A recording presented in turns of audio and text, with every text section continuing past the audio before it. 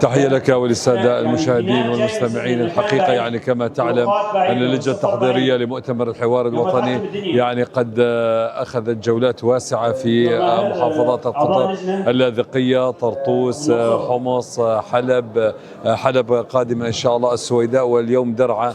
الحقيقة تتميز هذه الجولات بالثراء والتنوع يعني الثقافي والتنوع الإنساني: رجال، نساء، رجال أعمال، أدباء، شعراء، كتاب، شيوخ عشائر، شيوخ دين. تطرح أفكار يعني ثرية جدا بعد حرمان عقود طويلة من القمع والإرهاب الأسدي. اليوم الناس يعني بمجرد أن يتحاوروا يشعروا بحق يعني بكرامتهم الإنسانية، بقيمة هذه الحرية التي تولدت من هذا النصر الكبير والفتح العظيم الذي تحقق يعني في 8/12. اليوم الناس يعيشون حلم النصر وحلم الحوار. يعني الحوار بحد ذاته هو عرس وطني حقيقي.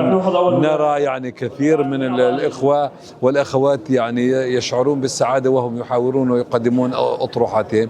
تم التعرض إلى مسار العدالة الانتقالية والبناء الاقتصادي والبناء الدستوري، وأيضا وحدة سوريا أرضا وشعبا، وحصر يد السلاح بيد الدولة، وبناء جيش وطني يحمي كل السوريين.